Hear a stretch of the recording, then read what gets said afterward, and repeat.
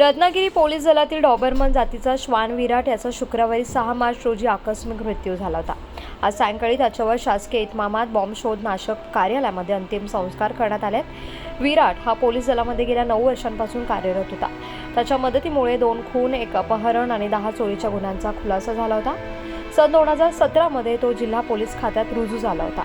त्याचे हँडलर म्हणून पोलीस हवालदार महेश हरचिरकर आणि पोलीस हवालदार संदेश कोतवडेकर हे काम पाहत होते। विराटच्या आकस्मिक मृत्यूनंतर पोलीस दलाला मोठं नुकसान झालं आहे।